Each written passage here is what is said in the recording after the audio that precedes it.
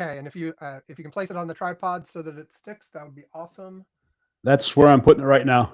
Okay, Okay, great. how's that? That looks good. Okay. Let I'm me. going to turn this volume up Okay, a little more. Now try it. See how I hear you. how's this sound? Oh, much better. Much better. Okay, great. We're gonna wait just a second or two for the the the live stream announcement to go out. It has already started streaming to YouTube, but is it takes a minute or so for the little announcement to go out. So we'll wait for that, and then we'll get started. Um, as usual, when I have on guests, you guys can pick most of the topics. So you're going to be the guide for most of the show. We'll get started in a second. There we go.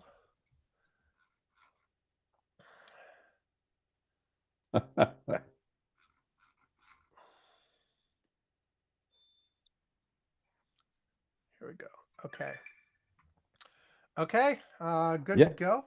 I will go ahead and I'm just bringing my notes up and making sure I have the right windows in the right place, and then hit the button. Okay, here we go. Here comes the intro.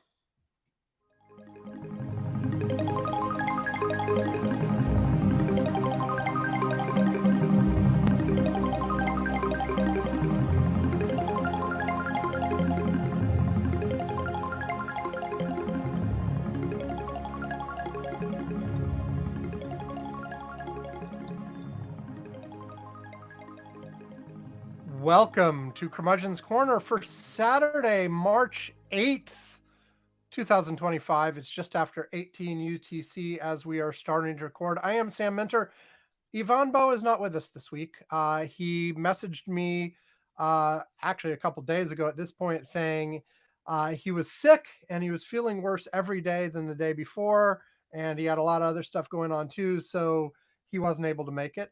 So I put out my usual, hey, does anybody want to join us? And this time we have Ed. Hello, Ed. Welcome back to Curmudgeon's Corner. Hello. It's been a while. Yeah, it's been a while. Oh, I should check my notes. Let's see when you were last here, Ed. You were last here on August 3rd, 2024. My anniversary.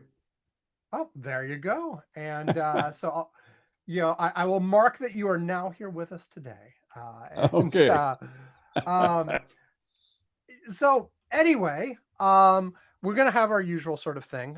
We will talk about sort of less newsy stuff at the beginning of the show, and then we'll move on to more current events focused stuff as we progress. And as I usually do when we have a guest, I'm let the guest drive. So Ed will determine what topics he wants to talk about, and I will react and chat with him and all that kind of stuff. But yeah, Ed's gonna drive. I will do my media review to start with. I have a movie. I have a movie to talk about. It'll be very exciting, I'm sure. Um, and but yeah, so Ed, how do you want to start? Oh, first of all, I should just say, you know, it's been since August that I talked to you. How you doing? Pretty well, actually. We just got back Monday from a trip to India and Nepal, Wow. which was a fantastic trip. Really had a ball until I came down with influenza the last 3 days of the trip. Yeah, And that's I've a been, good way to I, end. yeah, I was almost over it. And then this morning when I woke up, I've got a sore throat, and I have a horrible feeling that I'm coming down with a strep throat in addition to that. So if I start coughing or looking sick, I may have to step out for a minute. We'll see. Yeah.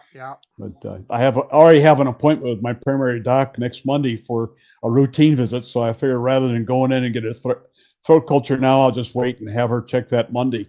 But anyway, Yeah. I'm feeling better than I did 4 days ago. Well, that's good. Yeah, Yvonne mentioned like I guess wherever he is, something's been going around and he got it, and so Yep. um, as Yeah, far there's as I been know, this yeah. has been a bad flu year for the whole nation, even with the vaccines. I got the vaccine. I get it every year religiously. And Hmm. some years I get it twice. This year I don't need it twice because I've got flu. Nice. Yeah. No. I've lucked out so far this season. I haven't really had anything, I don't think. But of course, as soon because I've said that, now I'm going to be like on Yeah. my ass next week with something. Well, Um. it's been since COVID 5 years ago. Right now, Yep. I have had 2 episodes of COVID, which were incredibly mild. I mean, I was for a day I ran a temp of 99 and a half and had a little sore throat, and then was well. I have not had anything else, no colds, no flus, or anything. So I was really spoiled. And of course, I let my guard down on the trip and didn't Of wear my course. mask all the time. So I'm paying for being stupid. Well, there you go. So do you have something else in mind for this beginning, or do you want to talk about your trip? Well, I could talk about the trip a little bit. It was This is one of the companies that specializes in working with alumni associations. So the members, the tour group, were all people associated with the University of Chicago as alumni or spouses of alumni. So it was right off the bat, it was kind of fun because we had some fairly common denominators. Three of us were doctors, several lawyers, and then various other people in the group. But the trip itself was, I've never been anywhere quite like India. I've been in Hmm. lots of crowded places. It was fascinating. They have a natural preserve there to preserve an area for tigers that we spent 2 days in. And as we were going there, the guide said, "Look, I've been doing this 27 years now, and I've only seen tigers about 4 or 5 times. So don't get your hopes up." So we got there the first day, went out in the afternoon, and saw a mother and her cub, and got several pictures of her. Then the next day we went back again, and we followed, I think it was 4 tigers altogether, for over an hour. They were going around the lake and doing various things, and we just kind of stayed on the road going and walking, and it was incredible seeing them in their habitat.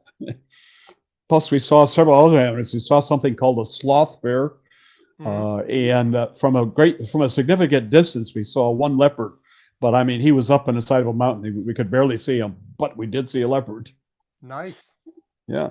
So it was the Taj Mahal, of course, we went to, and we went over to the Ganges and spent a day watching people bathing their sins off. Perhaps one of the highlights was we one evening we went to spend the meal and a couple 3 hours with an Indian family. It's a married couple who had one daughter and then have adopted 7 other daughters. So they have 8 daughters in the Wow. house, and the girls all were very poised. They all speak English. And one of them sat with each of our tables. We had about 6 or 7 tables, and talked with us, and we really had a really an interesting evening. And, so that was. Then the other real highlight was one night we went to a sitar uh, concert Okay. and listened to a guy who's one of the more prominent sitar artists in the world. He tours around the world, and sitar music is, if you just listen to it for a minute or two, it doesn't sound like very much. But if you sit there and you watch the performer and realize that it's almost all improvising, they have a very short melody, and then the rest of the concert is improvising off that melody. And like any jazz musician who's improvising, they're laughing as they play because, wow, that really went well. And he was looking over at the percussionist, and they would laugh at each other or make faces. God, and the music was just mind-boggling. I thought, not everybody liked it that much, but I could have sat for hours. Very good. Is it you mentioned India and one other place? Nepal. Ne- We uh, went hoping to be able to see Everest because it's not that we were in Kathmandu, but the smog and dirt in the air was so we couldn't even see the foothills until the very last day when we wow. were just able to make out the foothills a little bit. So, but we toured a couple villages and went several places. So it was quite interesting. It was at the end of the Nepal trip is when I came down with my influenza. So you didn't actually climb Everest this time. No, no, no, we Maybe didn't next do any time. mountain. My Kilimanjaro was my last mountain climbing. And that was 5 years ago. The friend who talked me into that trip wanted to go again this year. In fact, he went. He wanted me to go, and I said, Bijou, I don't think I'm up to it this year. And indeed, that's right. There's no way I would have made it. I'm 83 now, so you know that day has passed me. It was a wonderful trip. Anyone who's in fairly good shape can make it, but when you're in your 80s, whether or not you're in good shape for 80, you're still 80. Right. Yeah. Yeah. So did I sort of hijacked you to ask about the trip? Did you have another non-newsy thing you wanted to talk about that you had in mind before I do my Nope, movie? nope. That's what I was going to bring up. Oh, okay. That's legit. See, I just have this mental ability, and I was able to like read your mind and guess what There. you were going to talk about. So There you go. Well, that was the last 4 weeks. I mean, we got back Monday, and other than that, it was 4 weeks over there. So not much else has happened to me. We did. My iPad broke down about 3 days into the trip, so I really didn't even get to read news very much. It's hard to read news and interact with it with an iPhone, which is all I had. okay, okay. So movie for me. We are up to a movie. I have such a big backlog at this point because I caught up uh, on the show giving the movies that I'd watched before, and then I went a long, long time before I actually like updated my master list with all the movies I'd seen and all this kind of stuff. So we've got like a few dozen of these, but the problem is, I think I'm actually watching these things at a rate that's maybe even slightly higher than once a week. So like I'll never catch up if I only do one review a week. Like I might need to do two at some point. But I'm gonna stick with one a week for now, and then we'll see how it goes. But anyway, the next up is something I watched in June, June 7th, 2024. Um, Ralph Breaks the Internet from Hmm. 2018. Have you heard of this thing? I don't think I've heard of that one. Okay, so this is a Disney movie. It is a sequel. It is a sequel to Wreck-It Ralph. Have you heard of Have you heard of Wreck-It Ralph? No. um, so let me talk about both of them a minute. I did watch Wreck-It Ralph earlier. I'll check. I'll check to see when I watched Wreck-It Ralph. Hold on a second.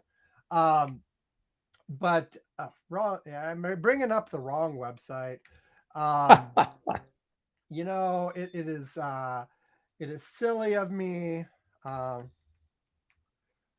okay, I watched Wreck It Ralph back, which is a 2012 movie, back in 2022, and then Ralph Breaks the Internet in June 2024, which was from 2018.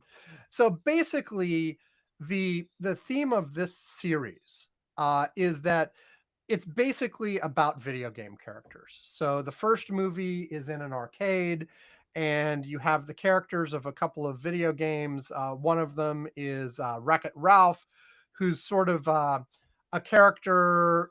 He's the bad guy in a video game that tries to wreck a building, and the hero plumber, clearly inspired by Mario, tries to like yeah, it tries to keep him from breaking the building, but like the conceit of it is that the video game is their jobs, and then the game ends and they go back to their lives. So it's like people clocking out of a job. So like Wreck It Ralph, whose job in the video game is to be the mean villain trying to break down the building or whatever, is really a really nice guy. And he's good friends with the plumber who's trying to stop him. Sort of the bell goes off and they like shake hands, good day work, blah blah blah blah blah, and then go off and go to the bar together and all that kind of stuff. And then the other girl who's in here is Vanellope, who's a character in a sort of a racing video game called Sugar Rush, which is all sort of like candy and popsicles and little cars running around. It's sort of like a version of Mario Kart, but with sort of the candy girlish theme, etc. And the first movie deals with the Candy Sugar Rush game is malfunctioning, and they have to like um they have to do something. Wait, I'm confusing the two movies. I have to make sure I have this right. Um, the da, da, da, da, da, da, da,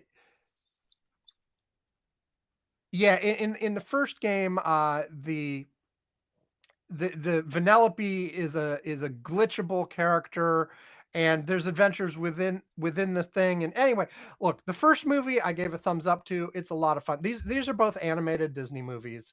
They are cute. They are fun. They are the kind of things that are intended for kids, but also aimed so in adults will enjoy them as well. There's lots of nostalgia bait for older millennials, Gen X, etc., who went to like physical arcades where you put quarters into video game machines when they were kids. And so there's cameos by all kinds of video game characters that you would remember from when you were a kid in the arcades. Um, and the first one's very cute. There's sort of emotional heartstrings at the end where the they save Vanellope. Oh, sorry, spoilers. Like happy ending. Sorry, I maybe shouldn't have given away that there's a happy ending. I'm not sure Um, how many of us will be watching it. but you know, they it, the first one has a bunch of nice heartstrings. It works well. You end up like, with a little tear in your eye. The second one, they sort of escape the arcade and have to go to the internet. So what I was saying before about like the machines malfunctioning and they need a part. That's the second one. They basically go to the internet to try to find the broken part for the arcade game. The first one was a lot of drama like within the game itself and trying to go beyond what the programming was and things like that. The second one, they escape to the internet basically and are in the wider world of the internet, trying to find this part and get everything saved. The Vanellope character is tempted by getting into sort of grittier, more grown-up games that she finds once she's on the internet, and again, happy ending. Everything's good at the end. But the characters do get to grow and move on and not just do what they were doing before. And if I had to say, the first one's probably a little bit better than the second one, but they were both good. I'm going to give a thumbs up to both of them. Enjoyable, fun, animated movies. I honestly found myself thinking, hey, it would be nice if there was a third one. There's not a third one yet. I don't even see that they're planning a third one. But the critical response for the second one, looking at the second one now, Rotten Tomatoes gives it an 88%. That's pretty good. Um, they actually say it levels up on its predecessor with a funny, heartwarming sequel that expands on its colorful universe while focusing on core characters and relationships. Um, and yeah, so audiences polled give it an A minus on an A to F scale, down from an A on the first film. So that sort of coincides with me saying it's down a little bit from the first movie, but still both very good. Um, and yeah, so Ralph Breaks the Internet. Do watch both of them if you're going to see these movies. If you have a kid to watch them with, even better. It'll be fun.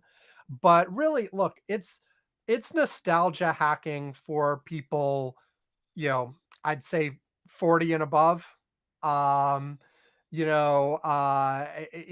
especially like I said, especially those who are in the prime age of like actually playing video games at physical arcades with quarters, but also going a little bit past that to like home consoles and stuff like that, the first couple generations of home consoles.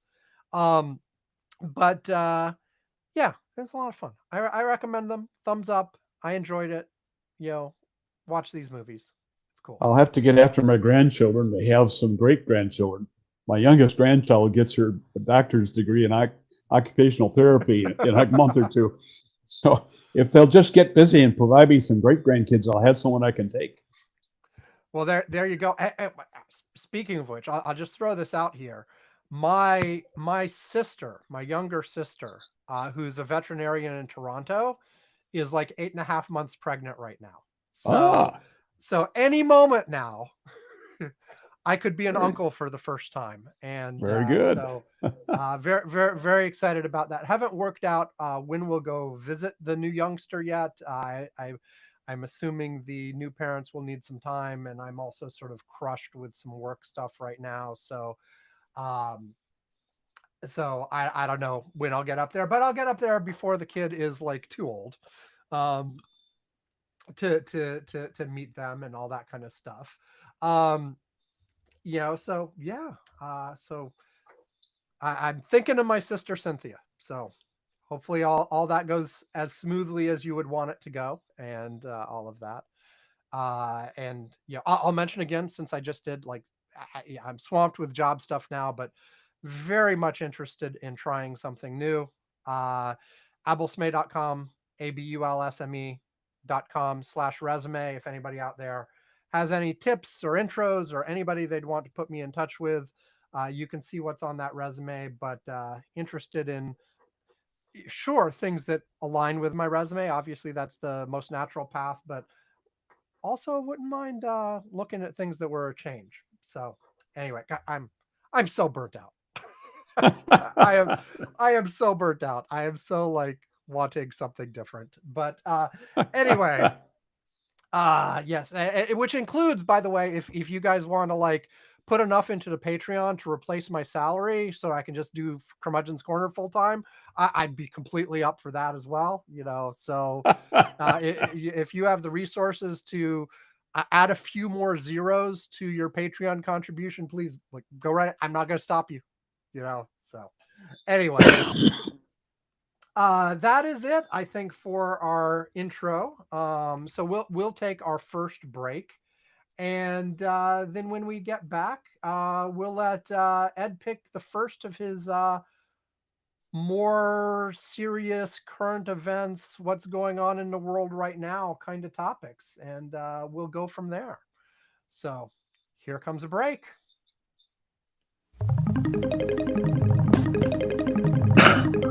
No, it's not the beginning of the show again. We're just taking a little time to credit the artist responsible for the music we use at the beginning and end of the show. What you are listening to right now is The O of Pleasure by Ray Lynch.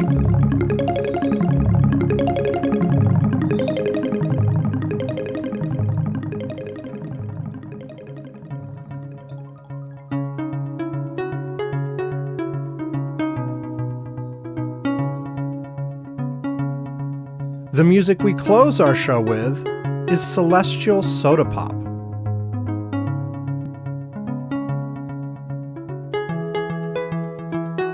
Both of these songs are from Deep Breakfast. Now platinum, Deep Breakfast was the first independently released album ever to be certified gold by the RIAA.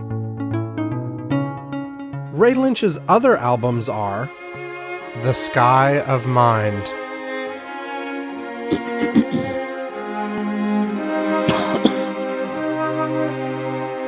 No Blue Thing,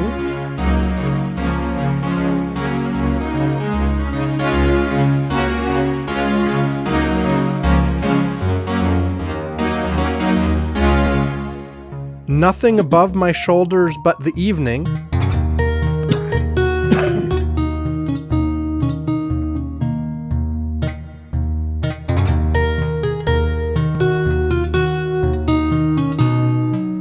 and The Best of Ray Lynch.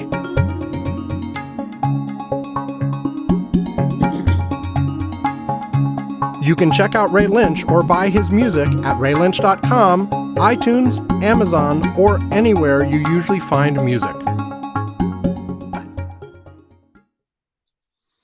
Okay, we're back here. So Ed, what are you thinking? Well, I was thinking we might, since I'm a retired physician, there's been a lot of medical stuff lately, and I thought we might just kind of touch on a few of them relatively Excellent. short at a time.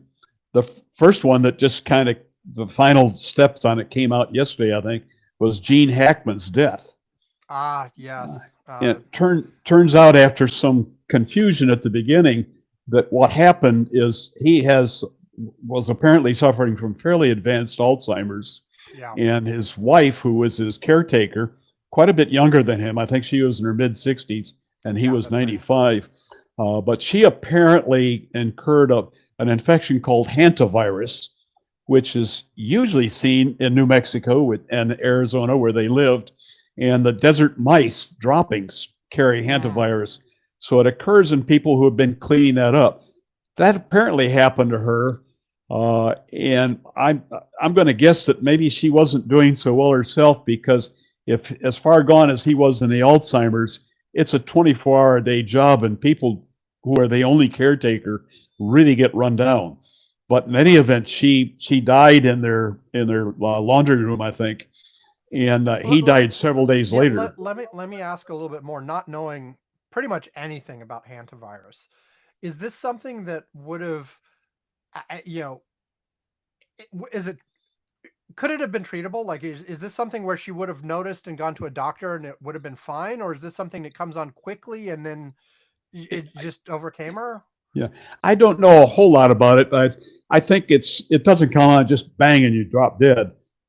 There's some time, but as I said, if she was exhausted from taking care of him, her own immune resistance would have been diminished, and she probably didn't seek help when she got sick. She figured it was a cold, upper respiratory illness, which is how it presents, and I think it just got ahead of her and she died.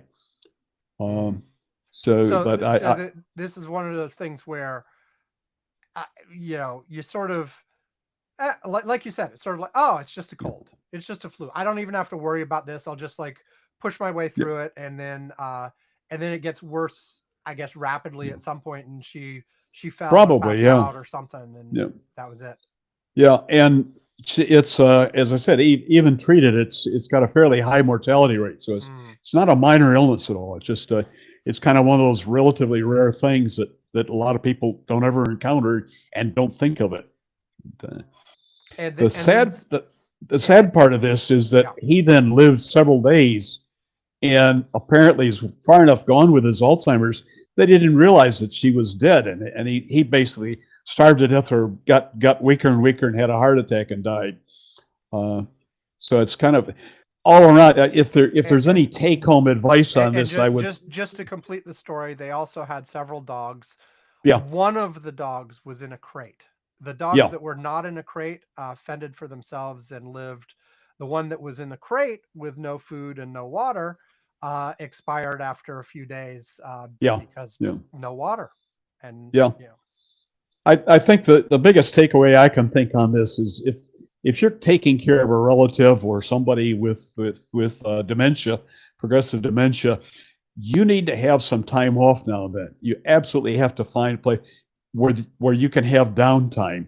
When my father was fairly far gone in dementia, they had a, a bus that would come around, pick people up, and take them to a park downtown, and they could be entertained for several hours. And my mother spent those 4 or 5 hours sleeping in bed because she knew he was safe, and she didn't have any, and that saved her life because when he finally died of his dementia, she, was still going strong.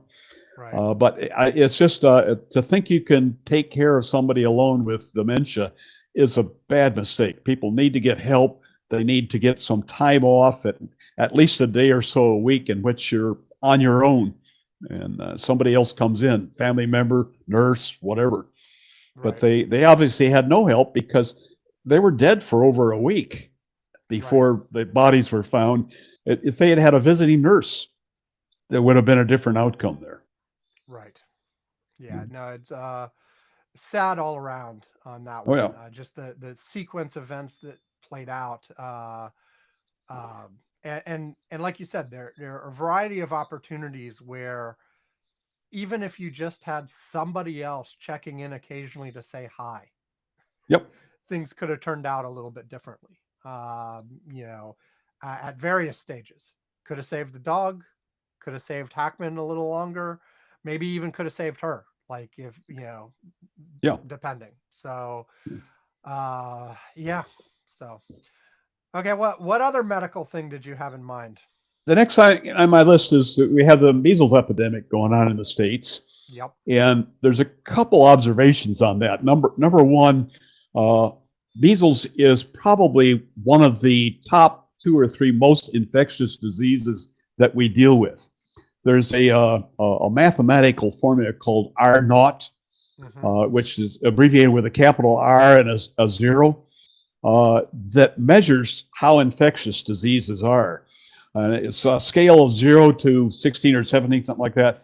Measles comes in at 15, meaning that as a minimum, it means that if one person is with a bunch of people who haven't been immunized, at least 15 of them will become infected with measles.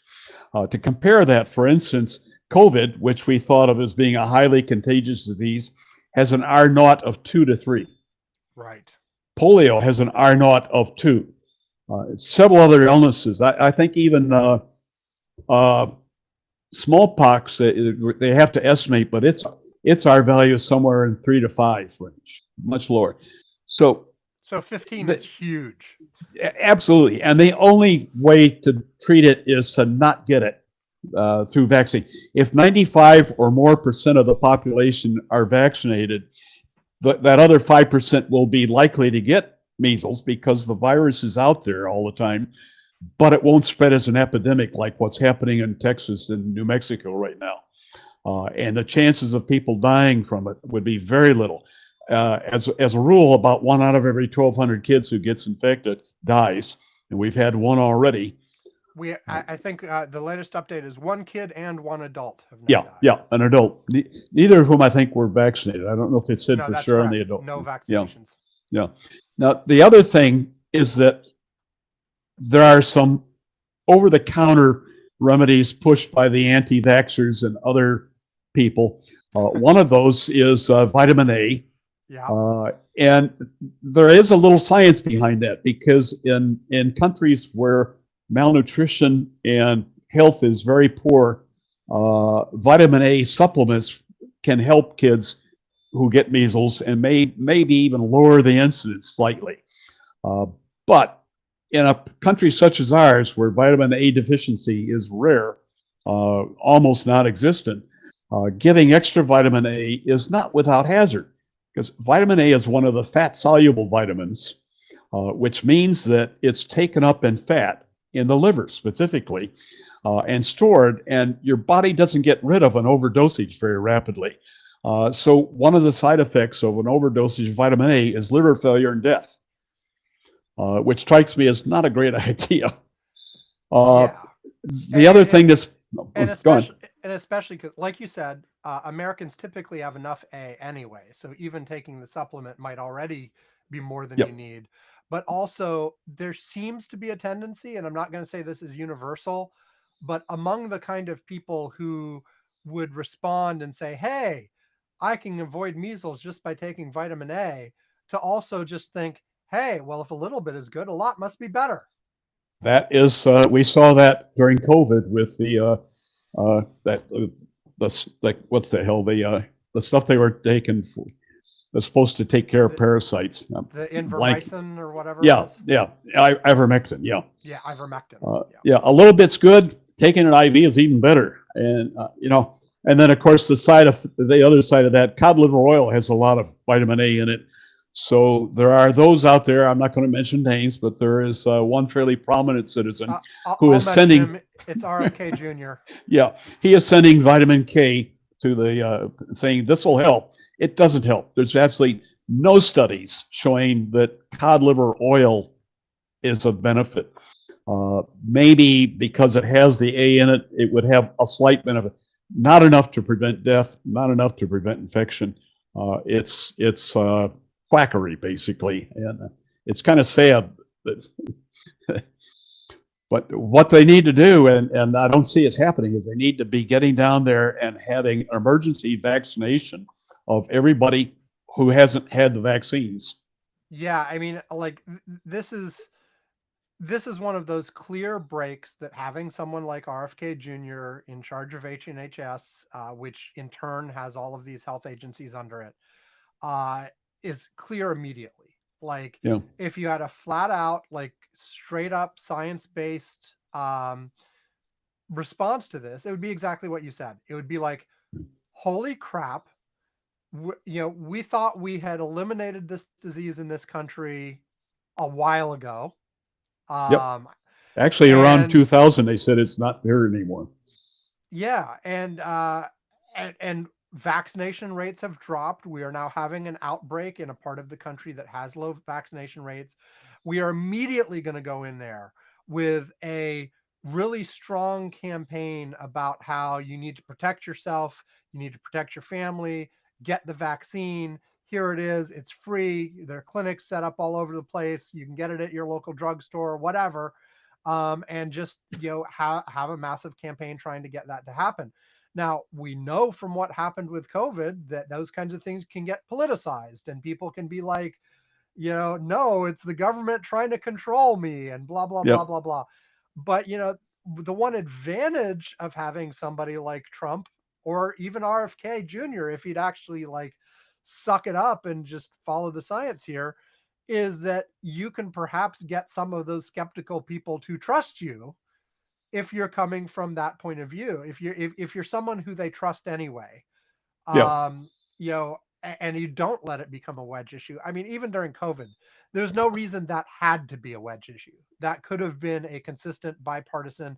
I mean, hell, the vaccine came, Donald Trump was a big pusher of getting the vaccine developed early, and he was an early like proponent of it until like it was clear like various other people in his party were like, we don't like this vaccine thing.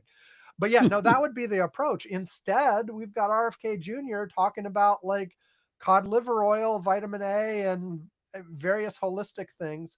And it's just the result is going to be greater spread than we'd see otherwise and more dead people. I mean, Yep.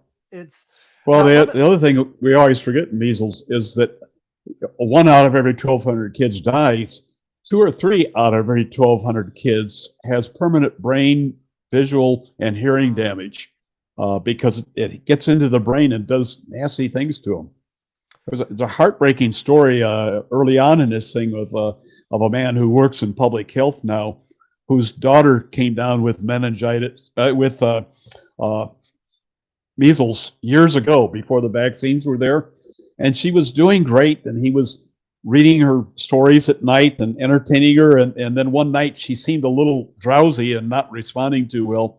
And she was dead 18 hours later. this is Roald Dahl, right? I don't remember who it was. It was an editorial, and I didn't pay attention to who it was. Yeah, It may be it was him. Yeah. let me make Yeah.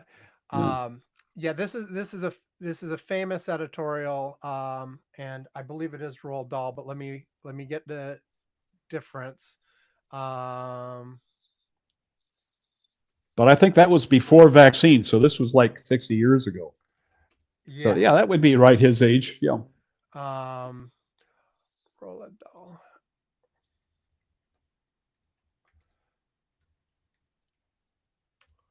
Okay, my spelling is my like my I, I'm horrible. I'm trying to like Google this, and like I can't spell the guy's name. I can't spell measles. I can't. Yeah, anyway, yes, DAHL. it is indeed Roald Dahl. Roald Dahl. He's famously he wrote Charlie and the Chocolate Factory. He Yeah. wrote Matilda. The letter comes from 1988, I which is hadn't realized it. Yeah. right before he died. Um, and it's basically, um, like you said, it's begging. I'll read a little bit of a quote from it that ties along with what you said. The full letter is longer. You can find it on if you just Google Roald Dahl measles, you'll find it right away. But the quote here Um, Olivia, my eldest daughter, caught measles when she was 7 years old. As the illness took its usual course, I can remember reading to her often in bed and not feeling particularly alarmed about it. Then one morning, when she was well on the road to recovery, I was sitting on her bed showing her how to fashion little animals out of colored pipe cleaners. And when it came to her turn to make one herself, I noticed that her fingers and her mind were not working together and she couldn't do anything. Are you feeling all right? I asked her. I feel all sleepy, she said. In an Mm. hour, she was unconscious. In 12 hours, she was dead. So she died in 1962, like you said, before the measles vaccine. Yep. Um, That's the year uh, I started med school. and he dedicated a couple of his later books to her, James and the Giant Peach and the BFG. Um, and yeah, he was just a big uh, he spent a lot of his life after this advocating for vaccines. And he was of the opinion that refusal to vaccinate your kids was almost, quote unquote, almost a crime, and he was one that was pushing for mandatory vaccinations for a lot of things. Yeah. Um, and what we see here is just like over the last couple decades. I mean, for something like measles specifically, like independent of some of the misinformation about the risks of vaccines, there's been also the sort of thing, well, like, well, measles is gone. Why do we need to vaccinate for it anymore? And so a lot of people think that way of like, well, this is useless with and the thing is, it's because it's not really gone. It's just very, very, very rare at this point, and people are protected from it. And the reason it's gone is because everyone was vaccinating. Yep. And for a lot of diseases, I'm not sure if this is the case with measles, but even after you don't have human cases for a while, you can have reservoirs hiding out in Yep. the animal population, or you can have uh, similar diseases that the vaccine would also protect against that could recur. There are all kinds of ways for things to come back. Now, if you really and truly get to the point where, hey, it's been 150 years and there's nothing similar out there at all, okay, maybe you could consider that. But like, take the scientific recommendation on that, not just be like, oh, me as a layperson decides there's no risk anymore, and so therefore I'm not going to take it Yeah. or have my kids take it. Let They me all. ask you one more question about measles Yep. before we move on to Sure. other stuff. um Given the, like you were saying, that this has an R0 of 15 compared to like 2 or 3 for COVID. So why do we only have 2 deaths so far? Why isn't this like going crazy? Well, we've had only 1,000 cases so far, or it's getting close. No, what is it, a couple hundred, I think, so far, isn't it? I'm not Remember, sure. I know I the know 2 deaths, but I'm not sure on yeah, the number of cases. the death rate usually is around 1 out of every 1,200. So we won't have that many deaths. And I don't know if we haven't had any of the brain infections yet or what, but uh, it's it's a relatively small population there, apparently, of one of the, I think, a Mennonite sect that have decided they didn't need to vaccinate. The majority of the infections have been in those people, but Well, they're the thing is, though, and maybe a majority of the cases are here too, but the overall vaccination rate has dropped somewhat just because of yeah, the vaccine skepticism stuff, like the stuff RFK Jr. is doing in terms of trying yeah, to scare people about side effects that don't really exist or yeah. are incredibly rare, trying to connect things like this to autism, which, like, no, again. um and and Two things on that. The and even if it were, by the way, with an entire family on the spectrum, including myself, I believe, even though I've never been officially diagnosed, like, you shouldn't be afraid of that like it's a death sentence anyway. But it's not related to the vaccines. yeah, it's I forgot what I was going to say. Excuse me. This concept of it's all gone worked with smallpox Hmm. because the only reservoir for smallpox was human beings. As far as we know, there aren't any animals. This monkeypox is a similar infection, but a lot lower mortality rate. Smallpox had 30 to 40% mortality rate.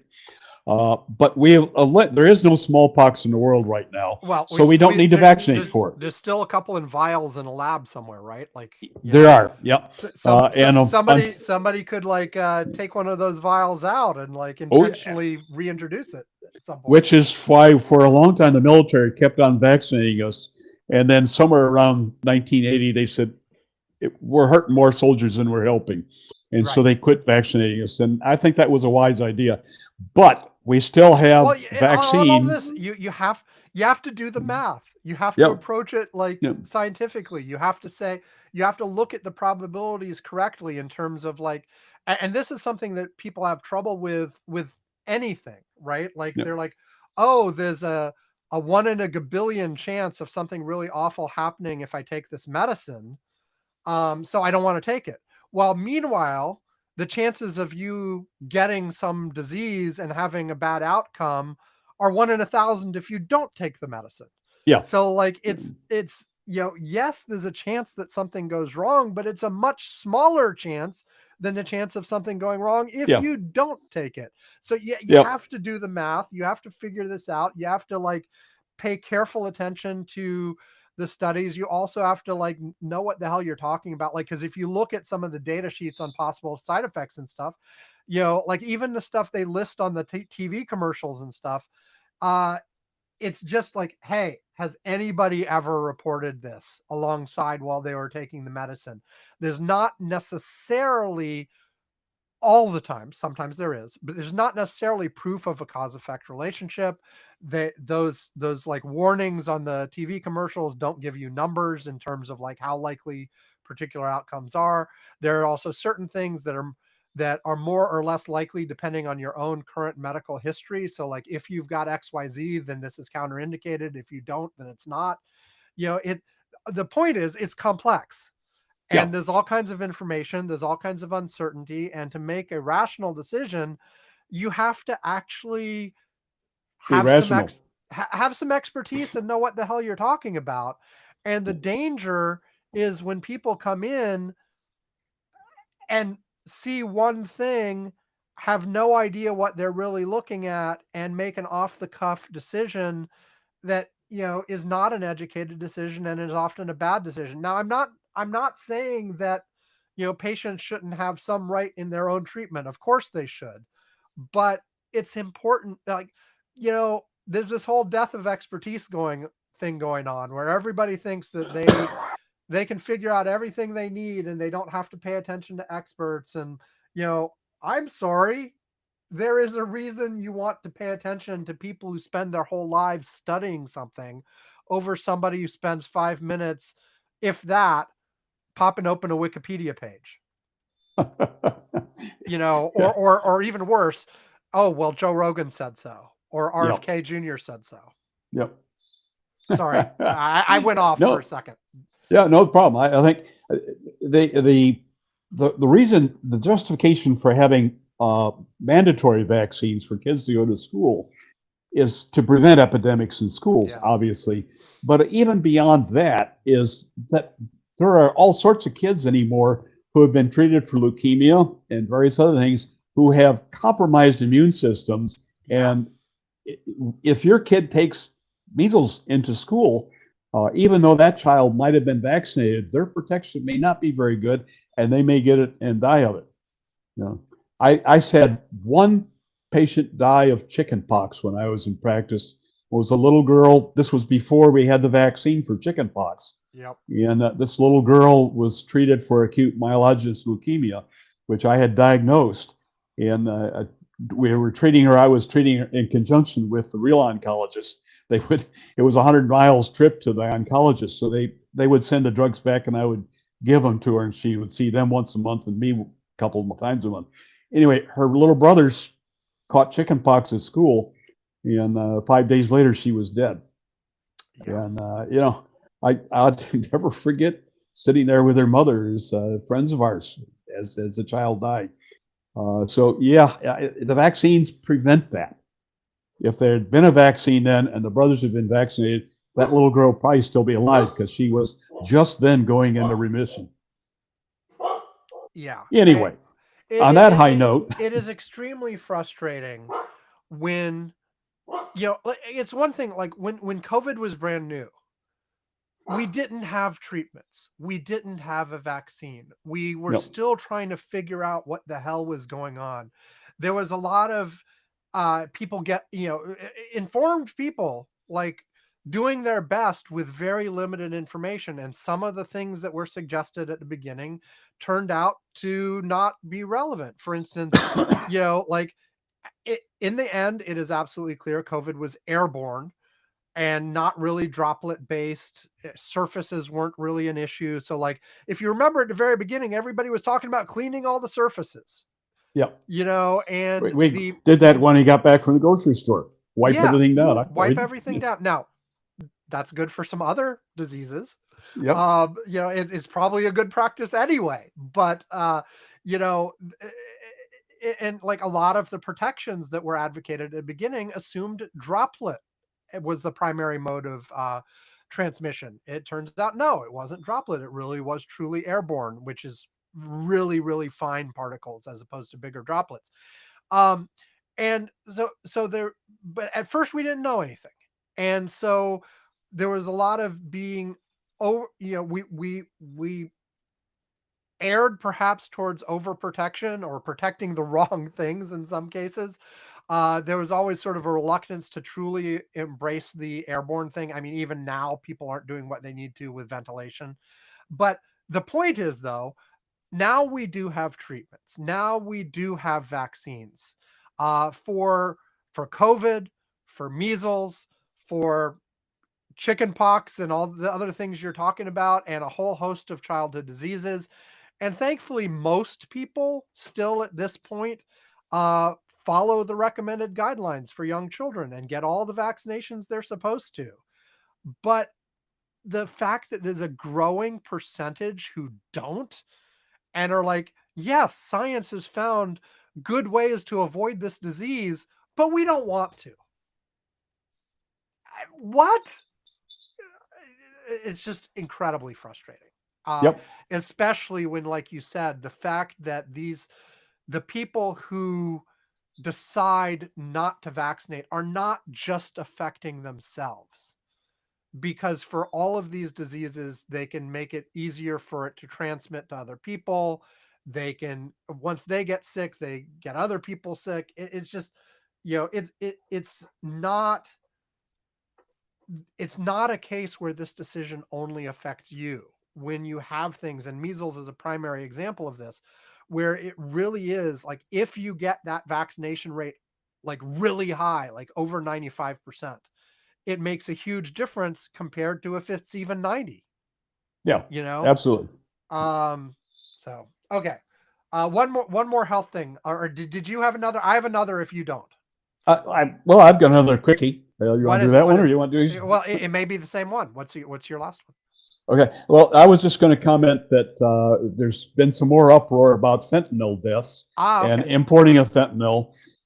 And just, I think it was earlier today or last week, whatever, the fentanyl deaths in the United States began dropping in January Mm, of 2024.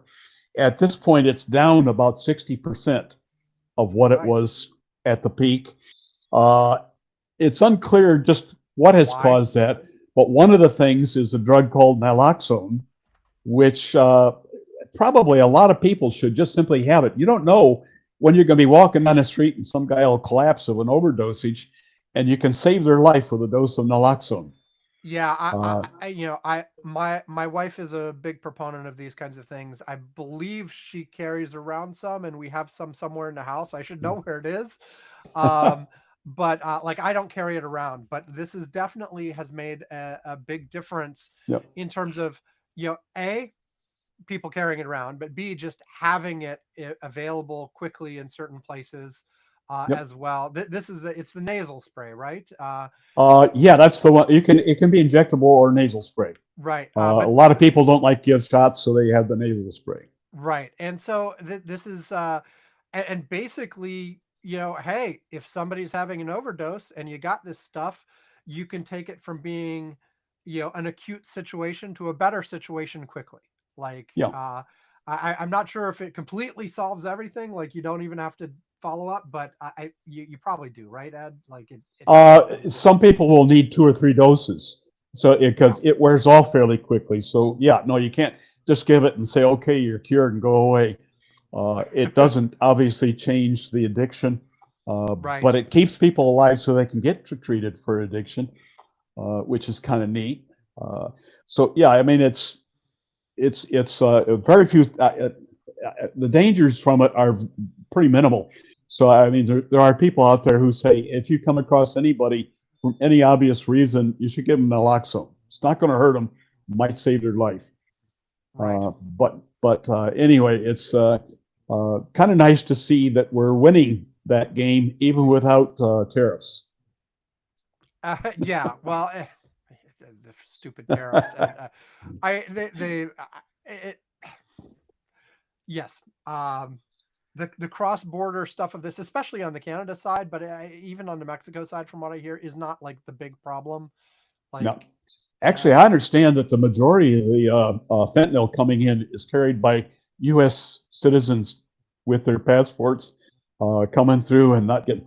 And in all honesty, when we came back from India and I went through what used to be a fairly intensive, inspection by the border patrol or whatever, we walked up and I showed them my passport and they said goodbye. I right. was I was through that line because I'm an old fart. They grabbed me and put me at the front of the line. I went into the room and was on my way to the baggage in less than 2 minutes. Nice. Okay. Yeah. The other health thing that since we have this segment on health stuff, uh, what's the latest with bird flu, Ed? Oh God, it's still primarily a bird flu, and it's still hitting our chickens. Uh, Apparently, there is a vaccine for it for chickens. Hmm. Our farmers apparently are resisting the Farmers Association resisting using that vaccine because they say that would hurt exports. Well, Yeah, we've wiped out half of our crops now, so there's no exporting of eggs right now. We're yeah. importing them. Apparently, there are a bunch of countries that will not let you import birds that have been vaccinated. Well, Now, do they want the eggs though? I think it's because they won't even take the eggs. yeah, they probably won't take anything, and Yeah, you could probably have a whole debate on that and like whether that's an appropriate restriction or not. yeah. Well, the But hell with we've got a shortage of eggs. Who wants to export them? We'll buy any they can make. But anyway, at this point, what they do is if your flock gets the bird flu, you kill your whole flock, and well, and it's killing farmers. that's one of the things the Trump administration is saying they're actively looking at how to change. The protocol was exactly what you said for years and years and years. This wasn't just a Joe Biden thing, but for years and years, the protocol was if you get any infection whatsoever, you kill them all Yep. to avoid spread. And so Yep. what they're looking into now is whether you can look at physical isolation stuff as well. Now, the notion was once you have one of your like commercial flock infected, the way and this gets to how inhumane American animal processes go anyway. They're often extremely overcrowded in not spaces that aren't well ventilated. Um, and so basically it's a reasonable assumption that if you That they're got all one infected. sick Yep. bird, they're probably all infected. But the notion of the physical barriers and such, is that most of these flocks, the initial infection comes from the wild Yep. where they have a duck or a goose or something that's wild lands in with the chickens, infects the chickens, and then takes off again. So if you introduce physical barriers that basically make it so, hey, the wild animals have no ability to contact the domestic flocks at all, I that think they you still poop though. well, you have to have roofs. You have to have physical barrier all the way around, right? Yeah. It's not just a wall. Yeah. And that's part of what they're thinking about this, but this is also very expensive. And Mm-hmm. also, even within the flocks, I mentioned, big, overcrowded, blah, blah, blah. You could also introduce more robust physical barriers between parts of your flock.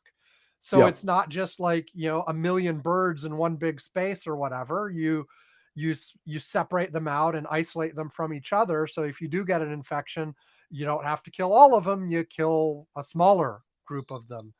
Um, and then, and of course, like you mentioned, there's the vaccine. Um, One thing, people don't seriously consider um, treatment because it doesn't scale as well, right? It's like if you've got a flock of hundreds of thousands of birds, you know, that only live a few weeks anyway, typically before you slaughter them, um, or longer for egg birds, but for meat birds, um, you know, you're not going to go individually treating each chicken as if it was Yeah. your family dog with, individual vet attention. And I don't know, maybe we should, but that just isn't like what that industry would consider. One thing that was brought up in terms of the egg shortage as well is one of the reasons is hits like we're talking about egg shortages, but we're not talking about chicken meat shortage. Yeah. Is just how quick the turnaround is on meat birds. Like literally, they slaughter these birds after like a month to a month and a half. Really? Uh, Wow. and often. And so basically, they're like, look, we lose an entire flock of meat birds. We can replenish that supply in 6 to 8 weeks and be back where we were. Hmm. But for laying hens, we need to wait until they're sexually mature and laying eggs. And that takes more like 6 months. And so, if we slaughter a bunch of egg laying hens, then it's a lot longer before production capacity is back to where it was. Yeah. Yeah. You know, I don't see so it ending very soon. But now, are we still? There have been a handful of human cases, apparently, in yeah. people who had contact with Yeah. birds. There have been a handful. I believe some cats have died as well. Um, Oh. and Yeah. I believe in cases Yeah. again, the cat was in contact with wild birds. Yeah. Yeah. That kind of thing. I Uh, don't think there's any documented human to human cases yet. It's right. animal to human. Is that still a worry, or do we feel sort of at this point we know what this is, and it's it I causes a yeah. problem to our Yeah. egg supply, but it's not really a human concern I, directly. I'm not enough of a virologist to answer, but I have heard at least one person who was supposedly an expert say that it would take only one mutation for it to Yeah, become infectious to human. So yeah, it's probably a question of when does the time bomb go off? right. If she was right, and I had no reason to question her. She knows a lot more about it than I do.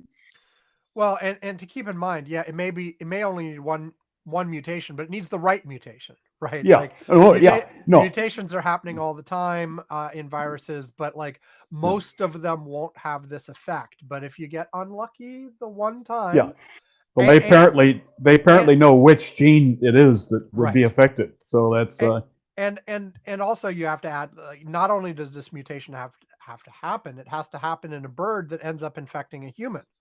yeah, So, or I guess the or other mutation, birds, because or other, if it infects another other birds, they'll get to the humans sooner or later. yeah, or I suppose you could have one of the small handful of infected humans could have the mutation there. There are a number of mechanisms, but it hasn't happened yet.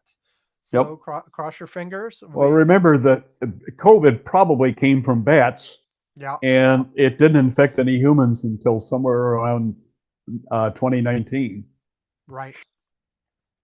and Yep. then it took off after that. Okay. Well, let's take a break.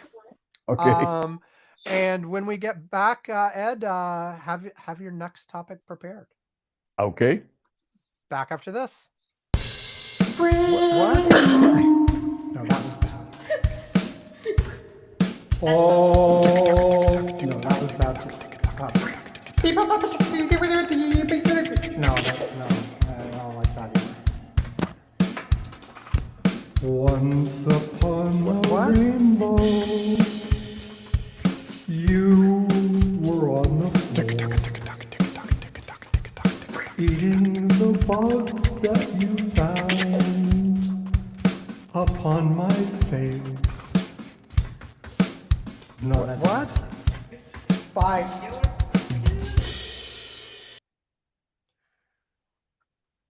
Okay, we are back, but Ed has stepped away. So here we go.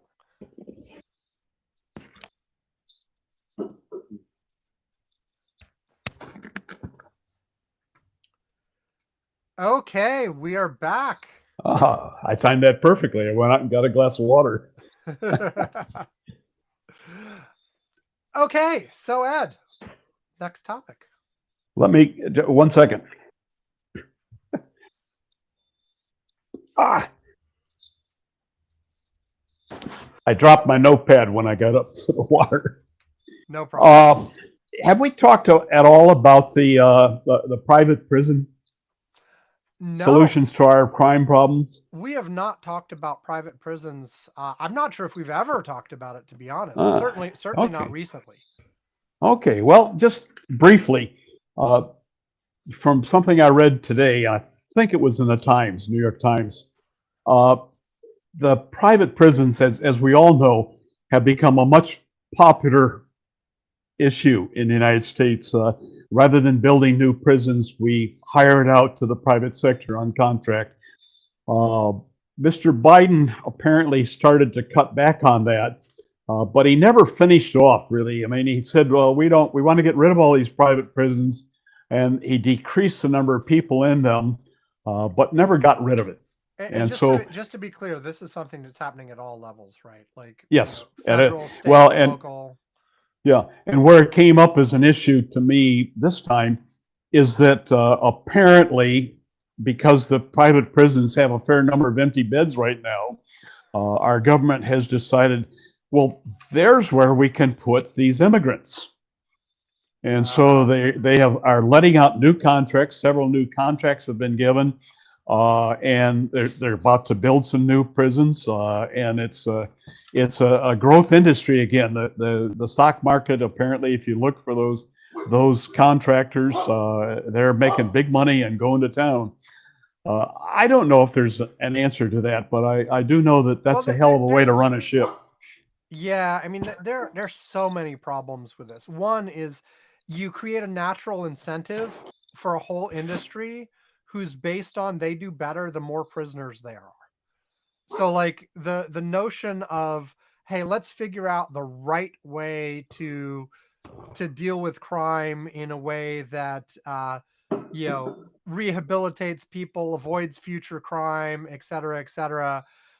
Just easily turns into let's just jail as many people as possible because that's how we make money. Yep. And most of these are set up as well that they're not the yeah, there may be some exceptions, but for the most part, they're not incentivized on quote unquote good outcomes. Where you do get the rehabilitation and the person coming out better for it, and not being not being recidivist, etc. Um, so it really does become warehousing as well, and conditions aren't always great. And and I know some people come in straight with a mindset, well, they're prisoners, the conditions shouldn't be great. But at the same time, you know there's a basic level of humanity that should exist, like even for our worst prisoners. And I mean, occasionally you see like memes of like, is this a Scandinavian prison or like a British dorm room, college dorm room? And like the British college dorm rooms are worse than the Scandinavian prisons in terms of amenities for the prisoner and how they look and blah blah blah. And I think fundamentally a lot of this comes down to like, what is our philosophy of dealing with crime in the first place? And you know is it simply punishment? And I think for the most part in the US, it's punishment and revenge sort of lead the day in terms of what we're trying to do, rather than sort of an outcome based do we make the world better in the end after this sort of view of things? And I think that's a problem. But like back to private prisons specifically, I think the adding everything I just mentioned applies to public prisons too, because they're a reflection of like our societal attitudes. But I think the problems are amped up to 11 on private prisons, because then you also add the profit motive and just like people trying to maximize the dollars no matter what. And I think it's exactly the wrong incentive to have in this sort of situation. uh there are a whole bunch of places where I think the profit motive helps in a lot of areas. I mean, there's a reason why capitalism has been successful and has driven all kinds of innovation, but there's certain areas where the profit motive provides really bad incentives that produce bad outcomes. We don't have to talk about all the others. I think there are plenty of others, but I think this is definitely one of them. Yeah. Oh, no question. I add to that many, maybe not most, but many public prisons have a fairly stringent policy on how guards are hired, monitored, and checked out Yeah. before they get the job. The private prisons do not do a very good job of that, which means that This is one the of those rate of things. This is or one of those things. At the very least, if you're going to have a private prison, you would expect that the scenario would be that they'd have to meet or exceed the standards of the public prisons. But yeah. no, No, because prisoner abuse has apparently become a real issue in a lot of these private prisons. Because who is attracted to being a cop? All too frequently, bad guys are attracted to that because I get to beat people up and carry a gun. and Now, probably a even good, more so for prison guards. well, yeah, absolutely. A good system screens those people out, and Right. when they identify them, they kick them out. But I don't know that the private prisons are doing that. They don't give a damn. You know, they get paid $500 a prisoner a week or a month or whatever, and it's just the wrong way to do things. Plus, an awful lot of these people who are being picked up and kicked out of the country have not really committed crimes. Yes. They committed the crime of coming here illegally. Okay, that's a crime. They have not robbed people. Which, by the way, although there are people looking to adjust this, is at worst a misdemeanor, and in many cases is actually just a civil issue entirely. Yeah, it's not yeah. even criminal. Yeah, but very few of these people have committed violent crimes, robberies, and other horseshit like that. I mean, they're, they have come here to try and make a living, and they're willing to take jobs that don't pay very much and are hard jobs. But what we do is we arrest them and throw them in prison because we have a quota that you got to arrest 700 people a day, and they're not achieving it, so there all sorts of crap coming because they can't arrest enough people. Yeah, I don't know. And look, everything they're doing with that, and is where, first of all, like they're not achieving the numbers of the deportations that Donald Trump wanted, and he's apparently getting madder and madder about that as the weeks go on. Nope. Like, why aren't you getting rid of these people? You're supposed to get rid of these people, and their deportation numbers are actually less than they were under Biden. Because Biden got rid of a bunch. Now, they have pointed out that intercepted border crossings are way down. So the thought is Donald Trump just being so hostile that he's actually discouraging people from trying? Maybe.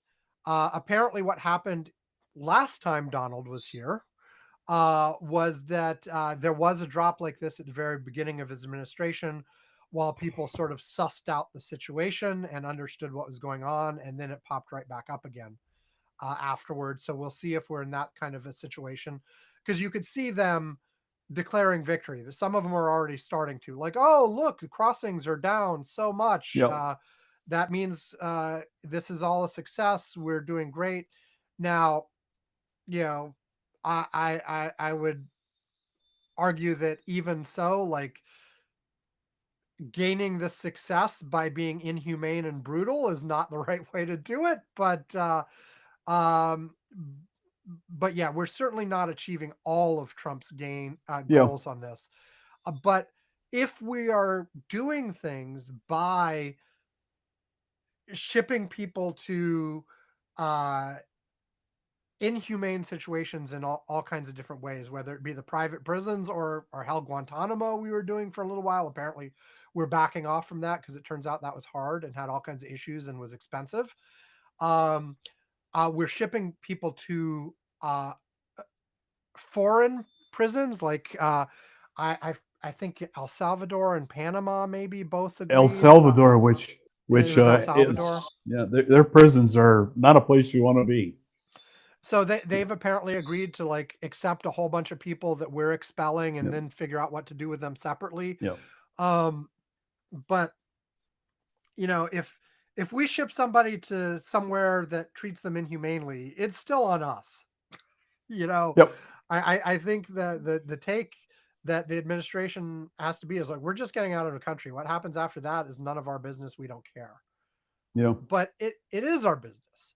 And frankly, It should be. even if we end up if someone's here looking for asylum and we ship them back to someplace that the reason they were looking for asylum was they were in danger in that place, and we ship them back and something happens to them, yeah, that's on us. You know, and of course, there's a whole portion of the population that just doesn't care, but we should care. You know, I don't know. We're sort of pivoting from private prisons to the immigration issue, but like, Yeah. Well, it's the reasons because the private prisons are now getting all these immigrants because they can't put them in the regular prisons, I don't think. So they're contracting with those private prisons to take on the immigrants and hold them. Yeah, and like you said, they're building new facilities. They're doing all kinds of things. There's some public facilities being built too, apparently, but and some things just being repurposed. But all in all, it's not great. And Donald Trump, if anything, is getting increasingly mad that they're not being inhumane enough. Yeah. Oh, yeah. How many times did he say in the previous administration, when you're arresting these guys, don't protect their heads, just shove them in the car? I don't want to talk about him. I just right. The guy makes me sick to my stomach. But it's hard to talk about anything without him these days. Any more on the private prisons or anything else before we start wrapping things well, up? the only other thing along in the medical stuff that I thought is kind of a good news story is the incidence of cancer of the cervix has been dropping a lot. Hey, and would this have anything to do with a vaccine? It would indeed, because it began dropping when the vaccine was introduced. That's the good news. HPV vaccine. Yeah, the HPV. Actually, there's two strains, HPV 16, which is the really bad one, and I forget the number of the other one, but there's two strains that are covered. And the good news is that those people who get that are not getting cancer of the cervix, and presumably probably not going to get cancer of the mouth and throat, although only about 50-60% of cancer of the mouth and throat are from HPV. But that's half of the cases of cancer of the mouth and throat, which is a devastating cancer. And just to be clear as well, like originally they were pushing this like for girls and women because they have cervixes. It's for everybody now. But it's for everybody now because males can pass it along. And so the recommendation is that kids should get the HPV vaccine is what, right around puberty, right? Like 14 to 15 they're recommending before they become sexually active. Before they become sexually active, which frankly can be before that. So yes. Get basically as soon as you're eligible, you should get that. Now, there was a lot of pushback on that initially from people being like, well, my kid's not sexually active. They're not going to be sexually active anytime soon. Well, and then there were the others who said, if you give it, then the kid will think that they can go out and be sexually active. Yes, and yeah, and of course you got the usual people who are like concerned about side effects that aren't really a concern as well. But like you had this whole thing with people saying that yeah, this was being permissive, and of course my kid's going to be like a good chaste Christian, wait till marriage. So there's no reason to have anything to do with this for years Yep. and years and years, if ever. And even then, they're only going to be with their wife or husband. So blah blah blah. And it's Yeah. like, come on, people, come on, let's talk. Hey, let's talk about the real world. Um, but even like, okay, fine, your kid's not going to be doing that stuff. What harm is it? Like it's only going to help. You never know what situation is. Hell, your kid could get raped. Hmm. Like get the protection in place, and like Yep. you know, and it's proved highly effective at preventing a very serious cancer. You There know, used there used to be a little meme that said, "You are not having sex with your sex partner. You're having sex with everybody that person's ever been with."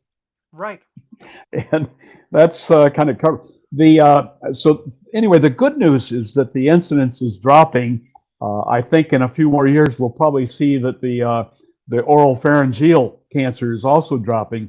The bad news on that is that Hmm, the incidence of women getting pap smears and checks is for down. cancer is going down.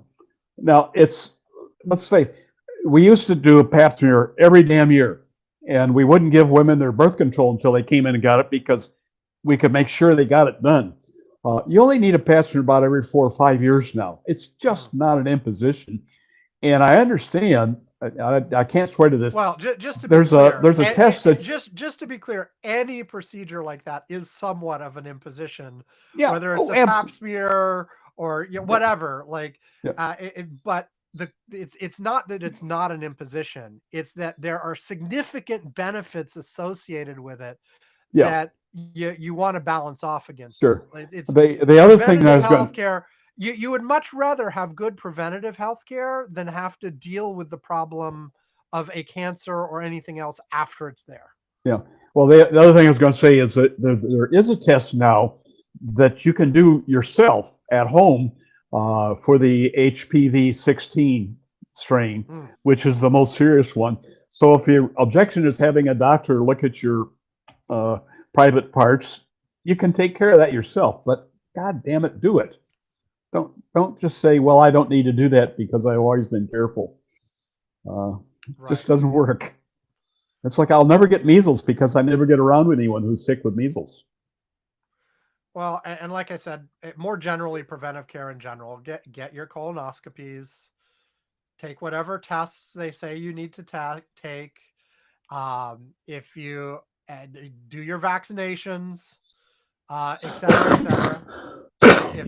If they're maintenance medications that your doctor recommends for chronic conditions, actually take them. Et cetera, et cetera, et cetera. Can I Um, tell you one advantage of being over 80 now? I don't what's have to that? get colonoscopies anymore. They're like, if something happens, screw it. It's too late. No, Basically. well, that's it because from the earliest detection, which is what you find with colonoscopy, to dying of it is 15 to 20 years. So, if you're 80, you're going to die before you die. Anyway, Oh, come on. You're gonna make it to 120, 125, aren't you? I doubt not the way I feel this one.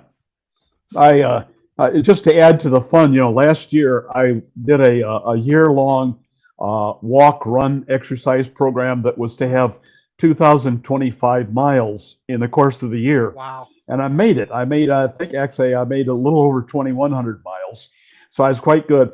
However, in October I started to run, and my knees started to hurt all of a sudden, and I have what's basically a stress fracture in the tibial plateau, Hmm. and I think I'm through running forever. So I had to walk Oh the man. rest of the year, and now since the first of the year, I'm getting very few. I'm not even going to get 1,000 miles this year. I don't think. Wow. I'm really slowing down this year. Getting too old.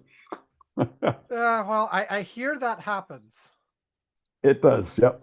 You know, I can still crack off. I mean, I can still crack. I did 4 miles yesterday with a workout in the gym in the middle, so I can still get 4 to 5 miles a day, which is enough. I don't, you know, hey, and I you're getting more exercise than I get, and I know I'm bad for that, but more power to you, and I need to do better. anyway, I think that's pretty much. I mean, you got some other things, but I think that's probably enough for this year, this week. Okay, for this year, yeah, there you go. Okay, well, yeah, let's wrap it up then. Hey, while I'm doing the tell people to go to website stuff, why don't you look at the well, no, you probably can't because you're on the stupid thing. I was gonna say, is there something from the Slack that you're gonna want to highlight? But I you can do can't it on my phone, you can't but leave the app while we're talking, so don't do I that. can't. Okay, then I probably can't.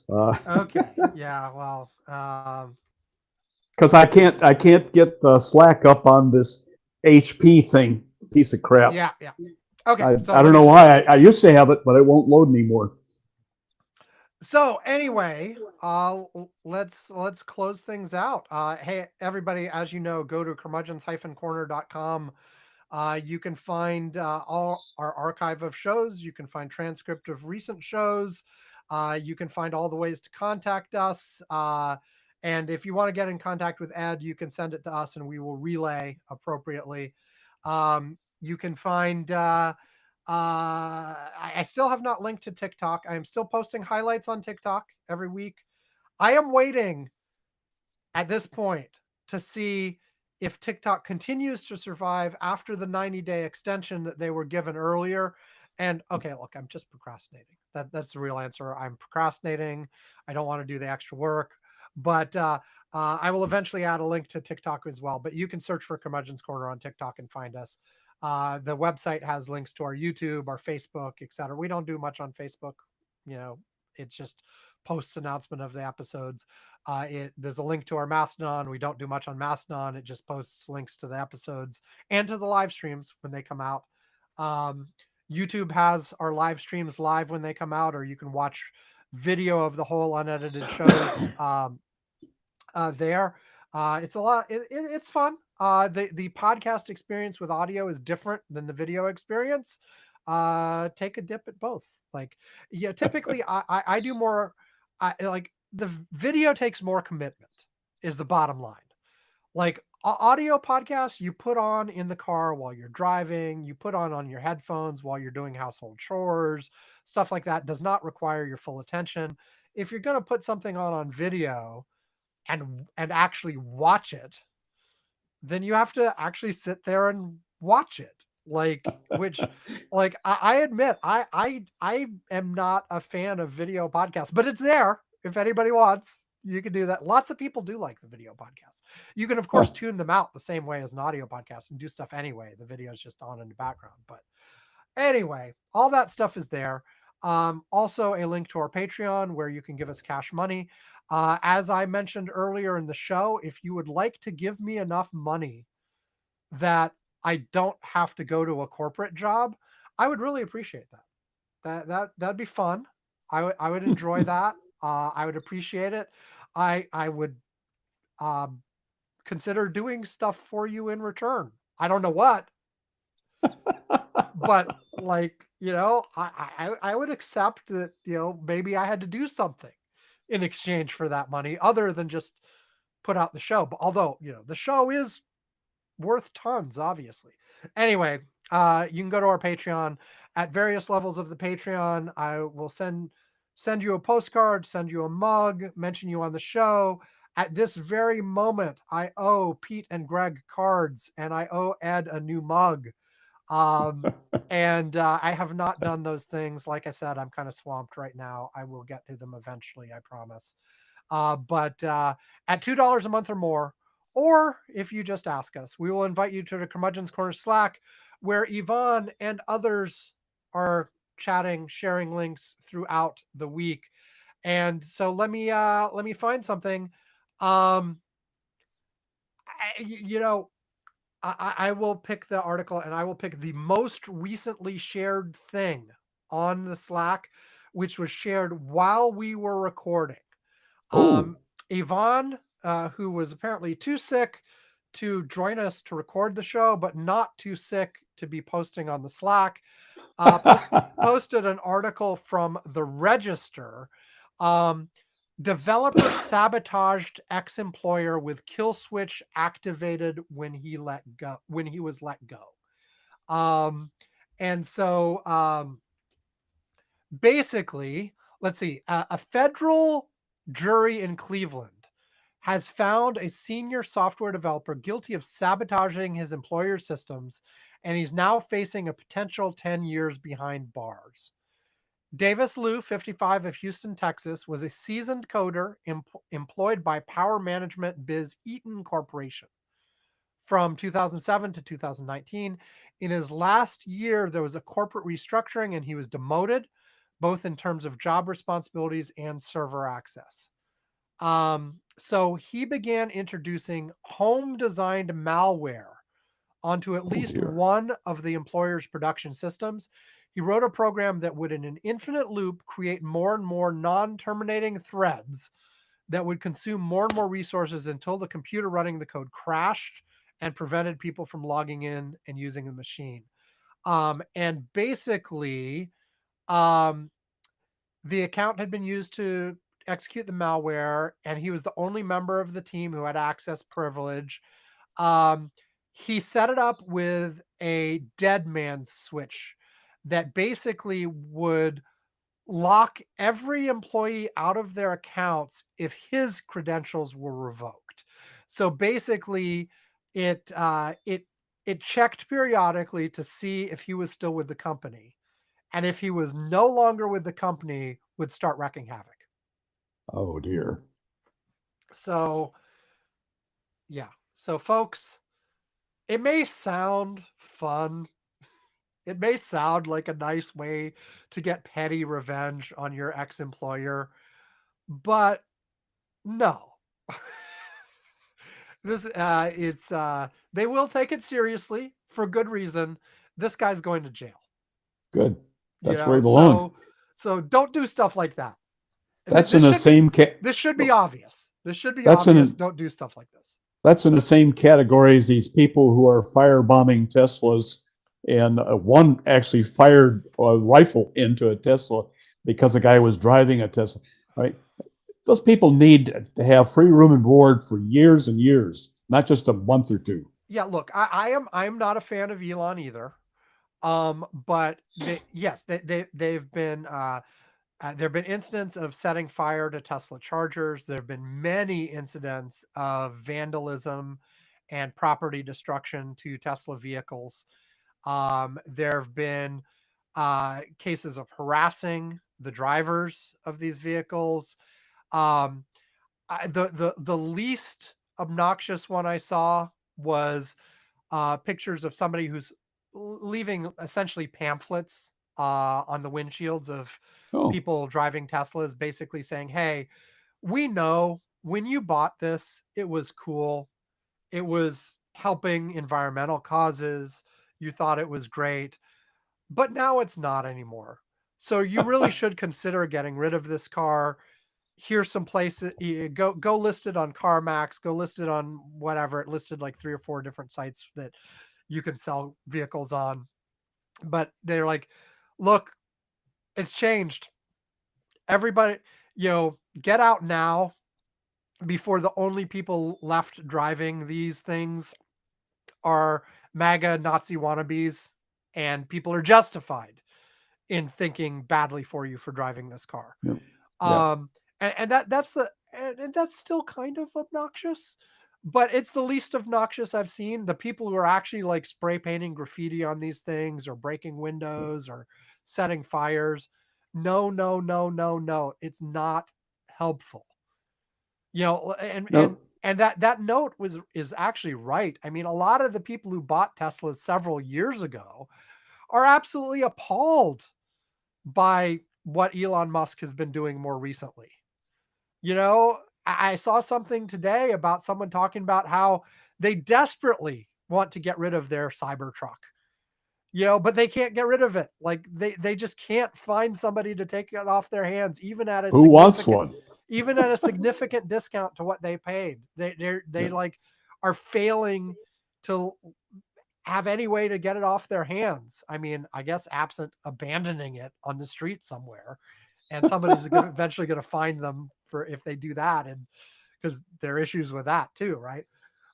Well, you don't need to get violent and destructive to hurt them badly. I see that in Germany, the Tesla sales are down 70 some percent, but at the same time, EV vehicles total sales are Are up way up. 30%. So they're saying, screw it, we're not going to buy his stuff. You don't have to go out and destroy him. Just quit buying his stuff. Yeah, well, and people are. I mean, Yeah. because it's not about. I mean, it's not about the cars. It's not about like the company even that in what they're doing. It's about Elon and the fact that he's become toxic, and specifically he has become toxic to what was the target audience for his company. Yeah. Like the people who are buying Teslas were not MAGA conservatives who, are buying big gas guzzler trucks. It was people who were concerned about the environment, people who wanted to be like on the cutting edge of tech, it was a lot of liberals. It was a lot of rich left coast liberals, and other people too. But it was a lot of that. And he has alienated those people completely. So yeah, his sales are dropping. But you also, I saw one person made a post on Mastodon just a little bit ago. Qasim Rashid, who I forget what exactly he does, but I followed him. He's a human rights lawyer and some other stuff. Ooh. Excuse me.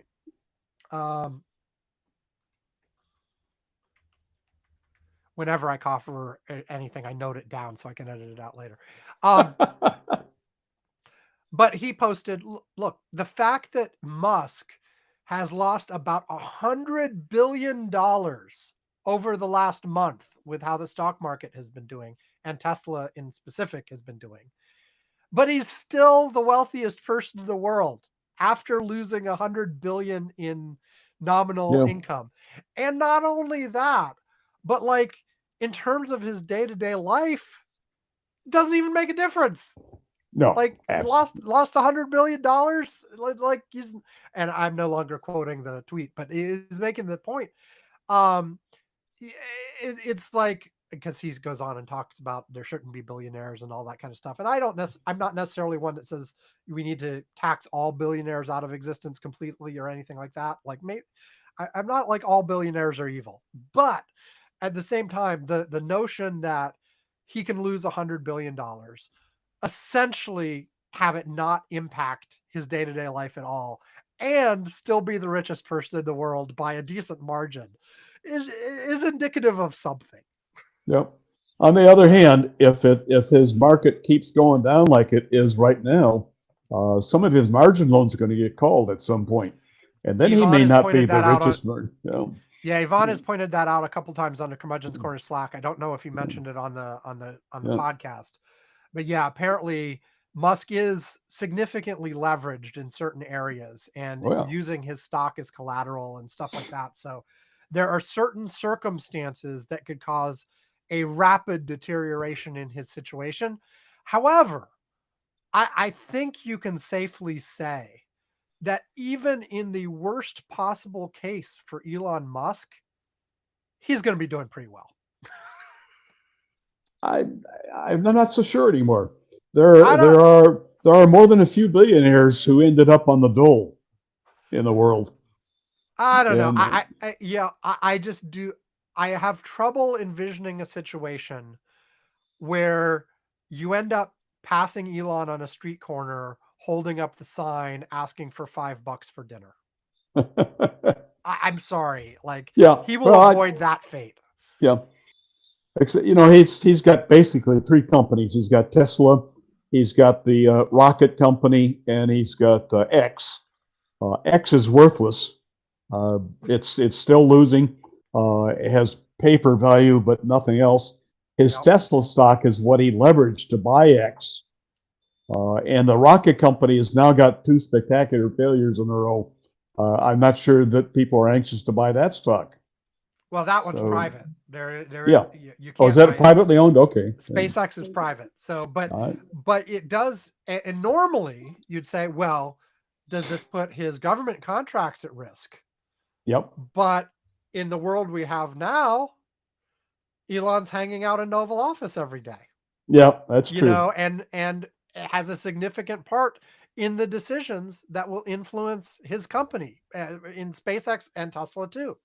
Yep. So Yep. so I don't know that you can say, well, clearly NASA's going to cancel the contracts they have, or at least put a hold on it, or put something, maybe, maybe not. Like Yep. apparently, even this time, like you kind of would have expected that maybe the FAA would have put more restrictions on after that first rocket blew up a month ago.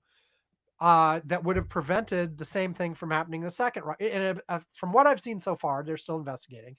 It was essentially the same failure that happened a month ago. In terms of what physically happened to the rocket. So they clearly did not take the amount of time necessary to fully address the situation. Now, maybe I'm sure the situation was a little bit different. They probably, Yep. but nevertheless, yeah, who knows?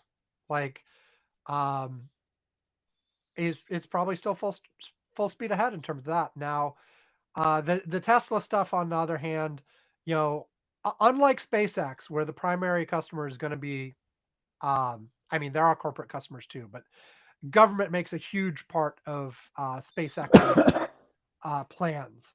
Um, Tesla, you have to get people to buy the damn cars. And if less and less people want the cars, that's a problem for you. Now, can Musk at some point sort of make up the people he's losing by getting new people excited about the product? Maybe. I don't know.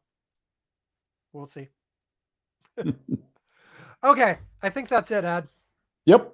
Sounds Thank good. you. Thank you for joining us yet again, Ed. And we hope to see you again. When I invite people, when I need a co-host and I invite people, I always exclude the last few people. Like Bruce did not get an invite here because Oh. he did it last time. Yep. He did it only a few weeks ago. Ed now will not get an invite the next couple of times that we have an opening, but he'll eventually come back around. I That's do that to try to enforce some variety, because for a while it was just like Ed and Bruce and Ed and Bruce and Ed and Bruce and Ed and Bruce, and they're the only ones we ever got on. But and it still kind of is. You two are my two most common co-hosts by a long margin. But some variety is well, good too. But maybe thank the you. next time I do it, I'll draft my son-in-law to come and join. We can have a three-way again. There you go. But yeah, no, it's a lot of fun to have you, and we really appreciate it when you do it. So thank you for coming, Ed, and My pleasure. for everybody listening, have a great week. Stay safe, have fun, but not too much fun, and and we'll see you next time. Goodbye. Goodbye. Now don't hang up until I tell you to. Right.